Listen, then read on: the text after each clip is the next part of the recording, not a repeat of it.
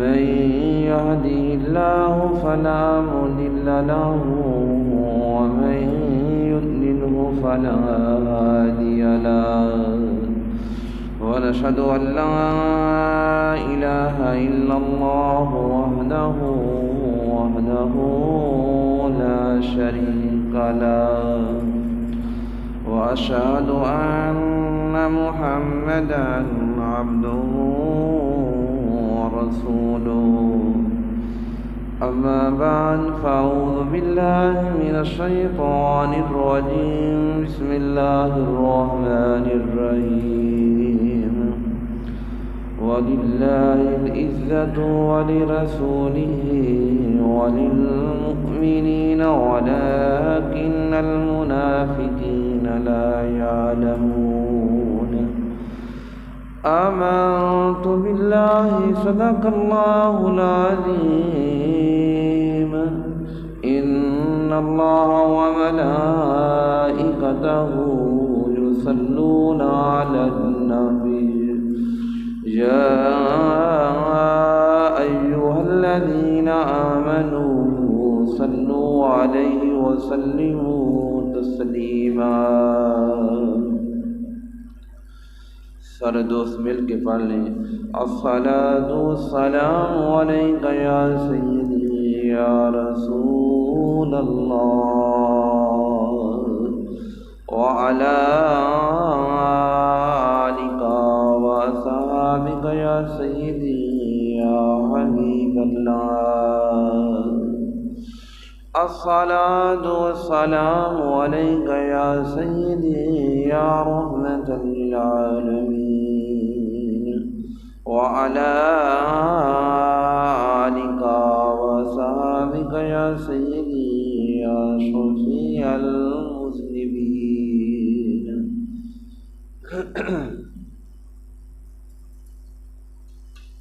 میرے نہایت ہی واجب الاحترام دوستو، بزرگوں، نوجوان ساتھیوں،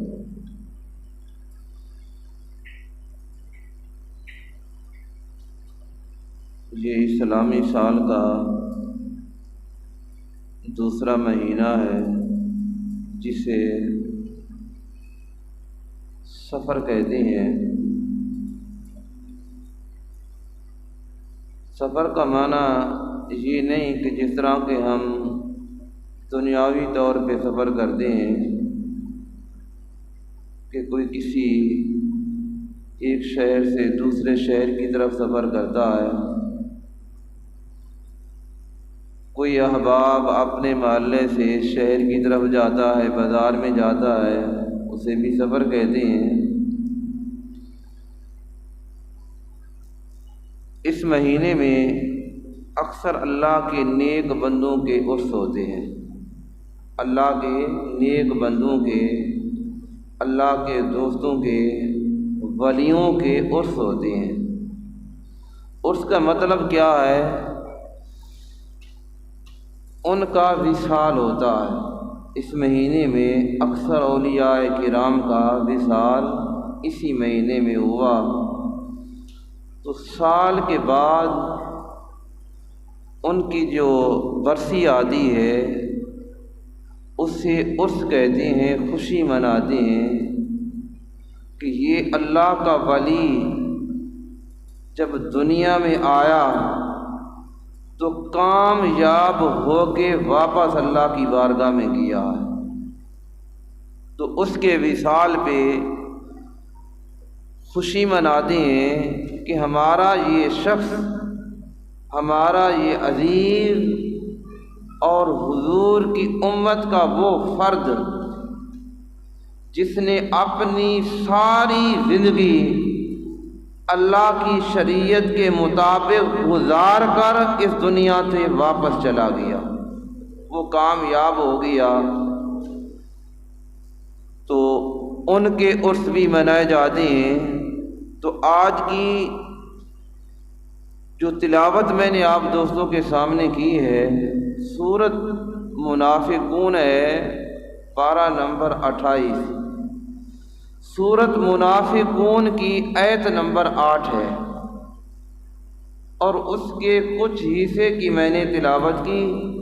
دعا ہے اللہ رب العزت ہم سب کو حضور علیہ الصلوۃ والسلام کے بتائے ہوئے احکام کے مطابق عمل کی توفیق عطا فرمائے۔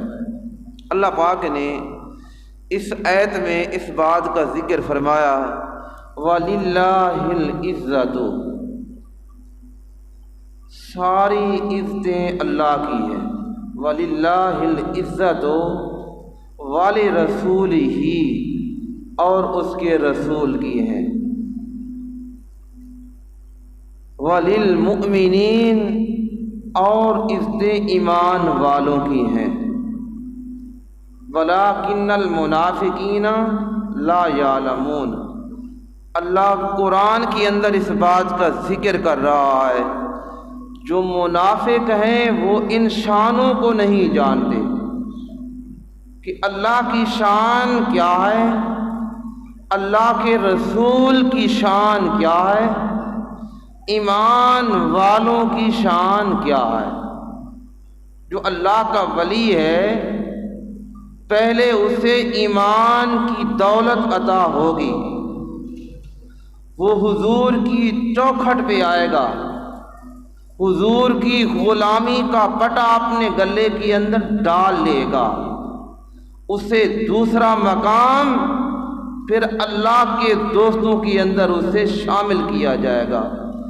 اللہ کے نبی اسے زمین سے اٹھا کے اللہ کے قریب کر دیں گے۔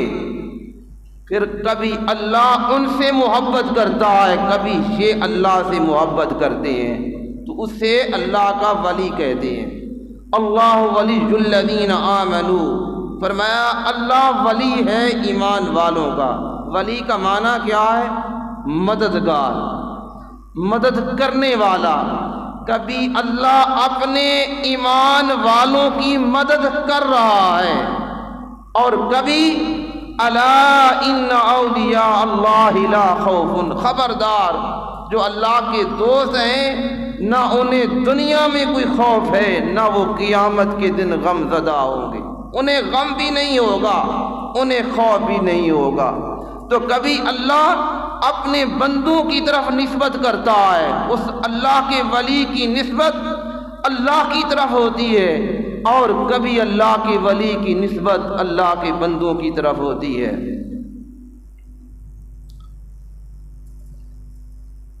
آج اس دنیا کے اس پرفتن دور کے اندر ہر مسلک کا آدمی وہ کہتا ہے نہیں بھی ہم سچے ہیں، ہمارے پاس آ جائیں۔ تو جو آدمی عام سننے والا ہے وہ بھی کہتا ہے کہ یار وہ بھی قرآن پڑھتے ہیں، یہ بھی قرآن پڑھتے ہیں، وہاں بھی قرآن کی تلاوت ہوتی ہے۔ اللہ کے قرآن کی میں آپ کو حوالہ دے رہا ہوں، راستہ بتا رہا ہوں کہ قرآن سے پوچھئے کہ اللہ تیرے ولی کس جماعت کی اندر ہیں، تیرے دوست کس جماعت کی اندر ہیں۔ اور کئی وہ بھی ہیں لا الہ الا اللہ محمد الرسول اللہ، کلمہ وہ بھی پڑھتے ہیں، لیکن وہ کہتے ہیں خدا کی کسی کے ساتھ رشتہ داری نہیں، خدا کسی کو کچھ نہیں دیتا، جو کچھ عزت ہے وہ اللہ کی ہے اور باقی کسی کی عزت نہیں۔ میرے بھائی اگر اس قرآن کو پڑھ کے دیکھیں، پہلا مقام توحید کا ہے اور دوسرا مقام رسالت کا اللہ نے اس جگہ بیان فرمایا، اور تیسرا مقام اللہ نے ایمان والوں کا، جو ایماندار صحیح سلامت ہے، صحیح معنوں کے اندر ایماندار ہے، اسے یہ نہ دیکھیں اس نے جبہ پہن رکھا ہے، سر کے اوپر دستار ہے، نہیں، اگر ایک ریڑھی لگا کے سودا بیچ رہا ہے، شریعت محمدی کے مطابق وہ عمل کر رہا ہے، تو حقیقت میں وہ بھی اللہ کا دوست ہے۔ آپ یہ نہیں کہہ سکتے کہ ہاں کہ یہ اللہ کا ولی کیسے ہو سکتا ہے، نہ اس کا جبہ کبا پہنے ہوئے ہے، نہ اس کے سر کے اوپر دستار نظر آتی ہے۔ آج ہم نے ایک معیار بنا رکھا ہے کہ جس کو دیکھیں، جس کے چار کوئی 15 20 40 100 لوگ آگے ہوں پیچھے ہوں نعرے لگا رہے ہوں ہمارا پیر آ رہا ہے، ہم سمجھتے ہیں یہ پیر ہے، یہ اللہ کا ولی ہے۔ اور ایک سچا ایماندار، چاہے وہ کوئی مزدوری کر رہا ہے، چاہے کوئی ریڑھی لگا رہا ہے، ہم اسے عام سمجھ لیتے ہیں۔ میرے بھائی یہ معیار نہیں، معیار یہ ہے جو شریعت محمدی کے مطابق عمل کرتا ہو۔ سیدنا فاروق اعظم رضی اللہ تعالی عنہ کا دورہ ہے، آپ کے خلافت کے دوران ایک نوجوان اللہ کی عبادت بھی کرتا ہے، کام بھی کرتا ہے، وہ راستے سے جانے لگا اپنے گھر کی طرف۔ اس راستے میں ایک عورت نے اسے برائی کی دعوت دی۔ وہ شریف النفس انسان تھا، نوجوانوں، جس وقت وہ اسے اپنے گھر میں لے گئی، اس نے برائی کی دعوت دی۔ اس نے کیا کہا؟ انی اخاف اللہ، میں تو اللہ سے ڈرتا ہوں، میرے رب نے مجھے منع کیا، میں اپنے رب سے ڈرتا ہوں۔ اس نے چیخ ماری، اس نے کہا وَلِمَنْ خَافَ مَقَامَ رَبِّهِ جَنَّتَانِ، یا اللہ میرے سامنے برائی آ گئی، میں تو برائی کی طرف سوچ ہی نہیں سکتا، میں تو یہ گناہ کر ہی نہیں سکتا، اللہ تو مجھے بچا لے۔ اب میرے بھائی، برائی اس کے قریب ہے، وہ کسی کے گھر کے اندر ہے، لیکن اللہ سے اگر مدد چاہتا ہے تو اللہ اپنے اس نوجوان بندے کی مدد کر رہا ہے۔ تو اس نے کہا اللہ میں تجھ سے ڈرتا ہوں، میں برائی کرنا نہیں چاہتا۔ اس کی زبان سے منہ سے چیخ نکلی، وہ اللہ کو پیارا ہو گیا۔ اس عورت کی نکرانی، وہ عورت خود، انہوں نے لاش کو اٹھایا، بہر بازار میں رکھ دیا۔ اس نوجوان کے گھر میں اطلاع دی کہ تمہارا بیٹا اس کا وصال ہو گیا۔ جس وقت ان کے گھر والوں کو پتہ چلا، وہ آئے، اپنے بیٹے کی لاش کو اٹھایا، ان کا جنازہ پڑا، کفن دفن دیا اور اسے دفن کر دیا۔ سیدنا فاروق اعظم رضی اللہ تعالی عنہ شہر سے باہر تھے، جس وقت واپس آئے پوچھا وہ نوجوان کہاں ہے؟ نوجوانوں، برائی کو ایسے چھوڑنا، وہ نوجوان کیا ہے، انعام کتنا ملتا ہے؟ تو فرمایا کہ اس کا وصال ہو گیا۔ ایسے اس کا سارا واقعہ بتایا، اس طرح وہ شام کو رات کو گھر کی طرف جا رہا تھا، اسے برائی کی دعوت دی گئی اور اس نے چیخ ماری، اللہ کو پیارا ہو گیا، اس کا رات کو جنازہ پڑھا گیا۔ سیدنا فاروق اعظم رضی اللہ تعالی عنہ آپ فرماتی ہیں کہ مجھے اس کی قبر پہ لے چلو۔ آج ہم سمجھتے ہیں یہ جو قبروں کی ڈھیریاں ہیں یہ ایک جیسی ہے، نہیں بھائی، ایک آدمی دن رات اللہ کی یاد میں گزار کے جا رہا ہے، اس کو بھی ایک لائن کے اندر ہم نے کھڑا کر دیا، اور ایک آدمی وہ ہے جو اللہ کی نافرمانی کے اندر زندگی گزار رہا ہے اور وہ بھی مرتا ہے۔ ہم پڑھتے ہیں اللہم اغفر لحینا ومیتنا وشاہدنا وغائبنا، اور اس کو بھی دفن اسی قبرستان کے اندر کر دیتے ہیں۔ ہم سمجھتے ہیں کہ وہ بھی، اس کی قبر بھی اسی طرح ہے، اس کی قبر بھی اسی طرح ہے۔ نہیں نہیں، بلکہ زمین آسمان کا فرق ہے۔ جتنا زمین آسمان کے اندر فرق ہے، اتنا اس کی قبر کے اندر اور دوسرے کی قبر کے اندر فرق ہے۔ وہ قبر ان کی جو اللہ کا ولی ہے، اللہ کے احکام کے مطابق زندگی گزار کے جا رہا ہے، وہ تو جنت کے باغوں میں سے ایک باغ بن چکی ہے۔ تو فرمایا سیدنا فاروق اعظم رضی اللہ تعالی عنہ، آپ نے فرمایا مجھے اس کی قبر پہ لے چلو، کہاں دفن کیا؟ ہم سمجھتے ہیں ہم کچھ نہیں سن سکتے اور یہ بھی کچھ نہیں سن سکتے، ہم اپنی ذات کے اوپر قیاس کرتے ہیں۔ ذرا بخاری شریف کو پڑھ کے دیکھیں، اس کے اندر سارے احکامات لکھے ہیں، میں اس کی طرف بعد میں آتا ہوں۔ تو سیدنا فاروق اعظم اس نوجوان کی قبر کی تشریف لے گئے، آپ نے جا کے اس آیت کی تلاوت کی، وَلِمَنْ خَافَ مَقَامَ رَبِّهِ جَنَّتَانِ، کہ ہم نے قرآن پڑھا ہے جو اللہ سے ڈر جاتا ہے کہ اللہ کے سامنے میں نے کس طرح کھڑے ہونا ہے، میں نے اپنی زندگی کا جواب دینا ہے، جتنی زندگی گزار کے جا رہا ہوں اپنے رب کی بارگاہ میں، تو میرے رب نے مجھ سے میری اس زندگی کے اعمال کے بارے میں پوچھنا ہے کہ ہاں کیسے گزار کے آیا ہے۔ تو اس وجہ سے جو ڈر جاتا ہے، فرمایا اللہ کا قرآن گواہ ہے، اس کے لیے ایک جنت نہیں 2 جنتیں ہیں۔ تو جس وقت سیدنا فاروق اعظم رضی اللہ تعالی عنہ نے اس آیت کی جا کے اس کے قبر کے سامنے کھڑے ہو کے تلاوت کی، اب اس نوجوان نے قبر کے اندر بتایا، امیر المؤمنین سیدنا فاروق اعظم رضی اللہ تعالی عنہ، تو قرآن کی تلاوت دنیا کے اندر کر رہا ہے، میں اپنی آنکھوں سے دیکھ چکا ہوں، میرے رب نے مجھے 2 جنتیں دے دی ہیں، میرے رب نے مجھے 2 جنتیں عطا کر دی ہیں۔ تو میرے بھائی قرآن تو اس کے ایک لفظ کے اندر بھی شک کرنا انسان کفر کے اندر جا پڑتا ہے، تو پھر جو ساری زندگی احکام شریعت کے مطابق گزار کے جا رہا ہے، ہم نے سمجھا یہ بھی اسی طرح ہے، اور جو احکام الہی کی مخالفت کی ہے ساری زندگی اس کی طرف نہیں آیا، اور ہم نے کہا یہ بھی اسی طرح ہے۔ نہیں بھائی، ان دونوں کے اندر زمین و آسمان کا فرق ہے۔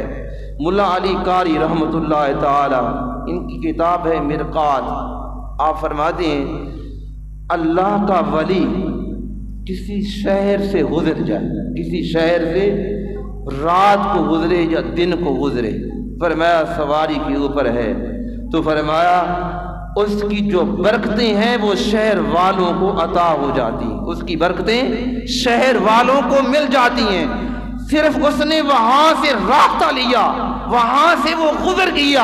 اگر ایک اللہ کا ولی ایک شہر سے گزر جائے تو اس کے گزرنے کی برکتیں شہر والوں کو مل جاتی ہیں۔ تو جہاں اس نے ڈیرا بنایا ہے، جہاں اس نے اپنا مسکن بنایا ہے، جہاں اس نے اپنی آخری آرام گاہ بنائی ہے، تو کیا وہ برکتوں سے خالی ہے؟ نہیں، بلکہ وہاں تو برکتیں ہی برکتیں نظر آتی ہیں۔ مولانا روم مثنوی شریف ان کی کتاب ہے، آپ فرماتے ہیں یہ بتاؤ کہ انسان افضل ہے یا پتھر افضل ہے؟ انسان افضل ہے یا پتھر افضل ہے؟ آپ نے فرمایا انسان افضل ہے۔ قرآن بھی یہی کہتا ہے کہ انسان افضل ہے، ساری مخلوقات اس سے کم ہے، انسان کو اللہ نے یہ شرف عطا کیا۔ فرمایا پھر کعبے میں چلے جائیں تو پھر لوگ دوڑتے ہوئے دھکے لگاتے ہوئے جو کعبے کی دیوار کے ساتھ جو پتھر نصب ہے اس کو بوسہ دینے کے لیے بے تاب ہوتی ہیں۔ فرمایا کیوں؟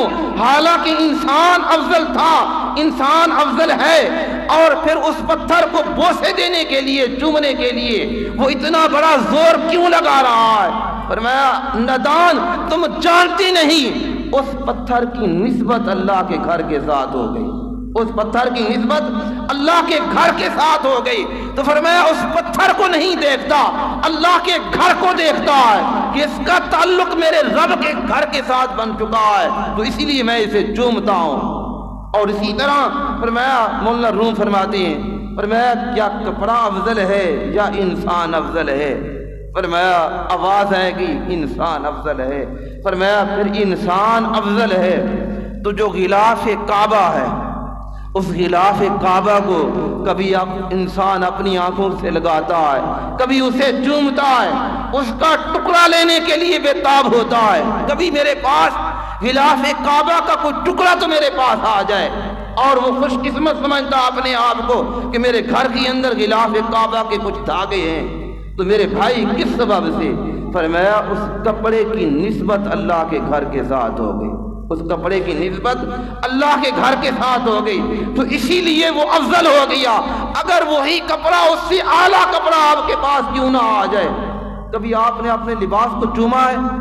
آپ کپڑا پہنتے ہیں، سوٹ پہنتے ہیں، خریداری خود کرتے ہیں، قیمتی لباس لے کے آتے ہیں، کبھی استری کر کے کپڑا آپ کا کھڑا ہو، تو کبھی آپ اسے چومنے کے لیے تیار ہیں؟ حالانکہ آپ کے جسم کا حصہ ہے، آپ کے جسم کو ڈھانپ رہا ہے اور اسے عزت مل رہی ہے، لیکن چومنے کے لیے تیار کوئی نہیں۔ تو اسی لیے فرمایا انسان تمہیں ایک جیسے نظر آتے ہیں، لیکن جس انسان کی تعلق جس کا اللہ کے ساتھ ہو گیا، فرمایا حضور کی غلامی کے ساتھ ہو گیا، اتباع رسول کے اندر آ گیا، فرمایا تم دیکھتے ہو کہ یہ کھاتا بھی ہے، پیتا بھی ہے، چلتا بھی ہے، فرمایا اس کو نہیں دیکھتے جو اس کے دل کے اندر اللہ کا نور ہے۔ فرمایا ہم عزت کرتے ہیں تو اللہ کے نور کی کرتے ہیں، کیونکہ اس کے دل کے اندر اللہ کا نور، اللہ کی محبت ہے۔ تو اسی لیے میرے بھائی کہ انسان برابر نہیں، تو اللہ پاک نے فرمایا وَلِلَّهِ الْعِزَّةُ وَلِرَسُولِهِ۔ سیدنا حضرت عیسیٰ علیہ السلام کی والدہ محترمہ، جن کا ذکر اللہ نے سورۃ مریم کے اندر ایک پوری سورت 16ویں سپارے کے اندر اتاری، یہ اللہ نے ولیوں کو کرامتیں عطا کی ہیں۔ جو بنی اسرائیل کے ولی تھے، حضور کی شریعت سے پہلے کے ولی ہیں، اللہ نے ان کو بھی کرامتیں عطا کی ہیں، حضور کے امت کے ولیوں کو بھی کرامتیں عطا کی ہیں۔ تو فرمایا سیدنا حضرت عیسیٰ علیہ السلام کی والدہ محترمہ حضرت مریم بچے کو جنم دینے کے لیے قرآن سورۃ مریم بیان کرتی ہے، فرمایا شہر سے باہر اکیلی چلی گئی۔ اب بچے کی ولادت ہوئی، درد شروع ہوئی، اللہ پاک نے ایک کھجور کا تنہ وَهُزِّي إِلَيْكِ بِجُزْءٍ نَخْلَةٍ تُسَاقِطُ عَلَيْكِ رُطَبًا جَنِيًّا۔ فرمایا مریم اپنا ہاتھ اس سوکھے تنے کو لگاؤ اور یہاں سے کھجوریں بھی آ جائیں گی، یہ ہرا بھی ہو جائے گا، کھجوریں پک بھی جائیں گی اور گرنا بھی شروع ہو جائیں گی، یہ قرآن کہہ رہا ہے۔ تو اگر کسی حکیم ڈاکٹر کے پاس آپ جائیں، آدمی بیمار ہو دوائی لینے کے لیے جائے، وہ 1 ہفتہ 4 دن 5 دن وہ دوائی کھائے، وہ ٹھیک ہو جائے، کیا آپ اسے کرامت کہیں گے؟ نہیں کہیں گے کہ بھائی ہم نے حکیم سے دوائی لی ہے، اس نے دوائی دی، اس نے تشخیص کی اور بیماری کی اس نے تحقیق کی، اس کے بعد اس نے دوائی لکھ کے دی، میں نے دوائی کھائی ٹھیک ہو گیا۔ اب دوائی کچھ نہیں، اسباب کچھ نہیں، اور ایک آدمی بیمار اللہ کے دوست کے پاس جائے، وہ ہاتھ اٹھا دے اور وہ کہے اللہ اس کو شفا عطا فرما، ابھی وہ اپنا ہاتھ اپنے چہرے پہ نہ لگائے اسے شفا مل جائے، تو کیا آپ کہیں گے نہیں کہ یہ اللہ کا دوست ہے؟ تو حضرت مریم کو کتنی دیر لگی ہے؟ کئی دوست بزرگ بیٹھے ہیں اور دیہات کے رہنے والے ہیں، کھجور کا سوکھا تنا ہو، اسے ہرا کرنے کے لیے کتنا ٹائم لگتا ہے، اور پھر اس کے اوپر پھل آنے کے لیے کتنا ٹائم لگتا ہے، وہ پھر پھل آتے ہیں، پورا آتا ہے اور چھوٹی چھوٹی کھجوریں آتی ہیں اور پھر وہ بڑی ہوتی ہیں، اس کے بعد موسم آتا ہے وہ پک جاتی ہیں، پھر انسان اسے چننے کے لیے اس درخت کے اوپر چڑھتا ہے، توڑ کے اسے لاتا ہے۔ تو حضرت مریم کو کتنی دیر لگی؟ آپ نے ایسے ہاتھ کیا، واپس ہاتھ آیا، وہ تنا ہرا بھی ہو گیا، کھجوریں بھی آ گئیں، کھجوریں پک بھی گئی اور حضرت مریم کھانے بھی لگی۔ تو یہ کیا ہے؟ یہ اللہ نے جو کرامت عطا کی ہے وہ کرامت ہے۔ تو میرے بھائی اللہ پاک نے اس آیت کے اندر فرمایا وَلِلَّهِ الْعِزَّةُ وَلِرَسُولِهِ وَلِلْمُؤْمِنِينَ، اللہ عزتوں کا خالق بھی ہے، اللہ عزتوں کا مالک بھی ہے، اور فرمایا وَرَسُولِهِ، اور اللہ کی بھی عزتیں ہیں اور اس کے رسول کی بھی عزتیں ہیں، وَلِلْمُؤْمِنِينَ، اور ایمان والوں کی بھی عزتیں ہیں۔ ہم نماز کے اندر پڑھتے ہیں اہدنا الصراط المستقیم، میں نے جو پہلی بات کہی، آج ہر آدمی قرآن پڑھتا ہے، وہ کہتا ہے ولی ہمارے پاس ہے، سچے ہم ہیں، دین ہمارے پاس ہے۔ ذرا ان کو دیکھیں، آپ نماز کے اندر پڑھ رہے ہیں اللہ ہمیں سیدھے راستے پہ چلا یا سیدھا راستہ دکھا۔ ایک ہے دکھانا، ایک ہے چلانا۔ دکھانا تو آپ نے دکھا دیا۔ ایک دوست ہے ہمارے کراچی کے، وہ کہنے لگے ہمارے بہر سے دوست ہے، تو میں اسے ایئرپورٹ لینے کے لیے اپنی گاڑی پہ بیٹھا جا رہا تھا۔ ایئرپورٹ پر میں پہلے کبھی گیا نہیں تھا، پر جب میں قریب پہنچا تو میں نے ایک دوست سے پوچھا، ایک نوجوان وہ گاڑی میں جا رہا تھا، تو میں نے اس سے کہا کہ ایئرپورٹ کی طرف کون سا راستہ جاتا ہے؟ اس نے کہا ایسے ہی آپ جائیں، پھر اس طرح دائیں ہاتھ، پھر بائیں ہاتھ، پھر آگے چوک آئے گا، پھر اس طرح آپ نے۔ تو میں ٹھہر گیا، دوسرا آیا، اس نے بھی اسی طرح مجھے بتایا، تو میری سمجھ میں بات نہیں آ رہی تھی کہ میں کہیں غلط ٹریک کے اوپر نہ چڑھ جاؤں، میں اپنی منزل سے ہٹ نہ جاؤں۔ آج نوجوان دوسروں سے ہاتھ لگ کر ان کی تقریریں بیانات سن کر ہم کہتے ہیں نہیں نہیں اللہ کے ولی کچھ نہیں کر سکتے۔ میرے بھائی نہیں، اللہ کے ولی سب کچھ کر سکتے ہیں، یہ قرآن آپ کو بیان کر رہا ہے۔ تو فرمایا اس کے بعد میں اپنی گاڑی سے باہر نکلا، میں اس انتظار کے اندر تھا کوئی ایسا آدمی ہے مجھے جو صحیح راستے پہ لے جائے۔ تو فرمایا ایک گاڑی والا آیا، میں نے اسے اشارہ کیا، وہ رک گیا۔ اس نے کہا کہ آپ نے کہاں جانا ہے؟ فرمایا میں نے ایئرپورٹ پہ جانا ہے۔ فرمایا آ جاؤ، اپنی گاڑی میرے پیچھے لگا لو، میں بھی ایئرپورٹ پہ جا رہا ہوں، تم بھی ایئرپورٹ پہ آ جاؤ۔ تو جس کو منزل مل جائے وہ انسان خوش قسمت ہے میرے بھائی۔ اللہ کا قرآن بیان کر رہا ہے اہدنا الصراط المستقیم، نمازی نماز کے اندر پڑھ رہا ہے اللہ مجھے سیدھے راستے پہ چلا، مجھے سیدھے راستے پہ چلا۔ تو سیدھا راستہ کون سا ہے؟ صراط الذین انعمت علیہم، اے اللہ جن بندوں پر تیرا انعام ہوا ہے۔ اب ذرا سورۃ النساء کو پڑھیں، اولئک مع الذین انعم اللہ علیہم من النبیین والصدیقین والشہداء والصالحین۔ ایک ہے توحید، اس کے بعد رسالت، والصدیقین والشہداء والصالحین، یہ دو ہی چیزیں آتی ہیں۔ صدیق بہت بڑی ولایت کے مقام پہ، والشہداء شہید بھی اسی کے اندر آتے ہیں، والصالحین اور صالحین بھی اسی کے اندر آتے ہیں۔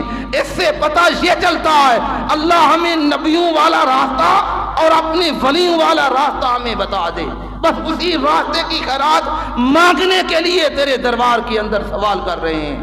وَحَسُنَ أُولَٰئِكَ رَفِیقًا، اللہ خود قرآن کے اندر بیان کر رہا ہے، فرمایا یہ بہترین تمہارے ساتھی ہیں، بہترین تمہارے دوست ہیں۔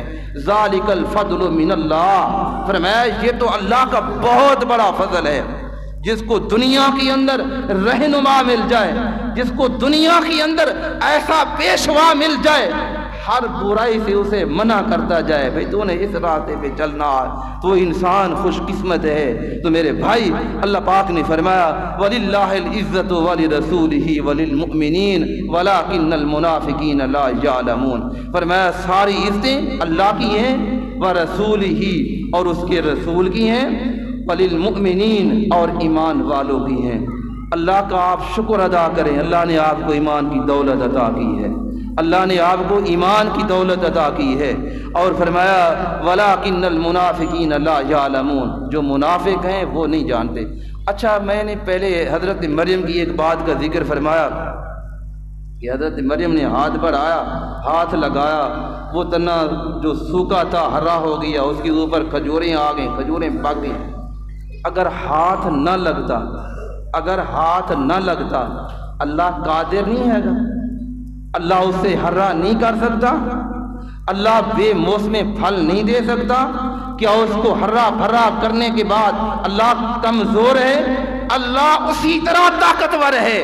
اگر حضرت مریم کا ہاتھ نہ بھی لگتا تو میرا رب قادر ہے اور اسے ہرا بھی کر سکتا ہے، اسے زندگی بھی دے سکتا ہے، اس کے اوپر کھجوریں بھی آ سکتی ہیں، کھجوریں بے موسمی پک بھی سکتی ہیں، لیکن پتہ نہ چلتا کہ اللہ کے ولی کا مقام کیا ہے، اللہ کے ولی کے مقام کا پتہ نہ چلتا، حضرت مریم کی شان کا پتہ نہ چلتا کہ مریم کس شان کی مالک ہے، جس کو اللہ نے بغیر خامد کے بیٹا عطا کیا ہے، اس کا کوئی مقام نہیں۔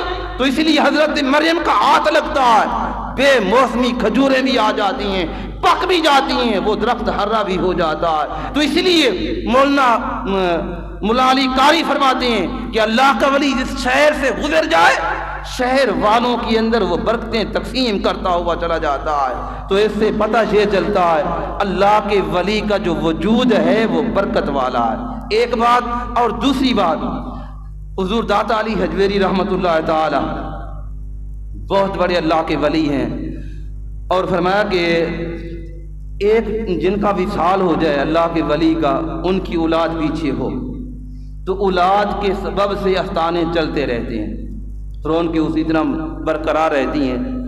ایک اگر اولاد نہ ہو پھر خلیفے ہو تو پھر جو خلیفے ہوتے ہیں وہ اسی طرح اپنے پیر و مرشد کے دربار کو چلاتے ہیں، وہ دربار چلتا رہتا ہے۔ تو حضور سیدنا داتا علی حجویری رحمۃ اللہ تعالی آپ کو تقریباً 950 سال ہو گئے وصال کیے ہوئے، تو نہ آپ کی اولاد ہے، نہ آپ کے دربار کا کوئی خلیفہ ہے، نہ آپ کا کوئی بیٹا ہے، نہ آپ کا کوئی خلیفہ ہے۔ 950 سال گزر گئے، آپ دن کو جائیں اسی طرح رش نظر آئے گا، آپ رات کو جائیں اسی طرح رش نظر آئے گا۔ تو ان کو کون چلا رہا ہے؟ یہ ان کے کس نے بحال کی ہیں؟ فَاذْكُرُونِي أَذْكُرْكُمْ، اور اسی بات سے جواب ملتا ہے انہوں نے ہمیں یاد کیا ہے، اور تمہارے رب نے تمہارے بعد تمہارا چرچا دنیا کو اندر دکھا دیا ہے۔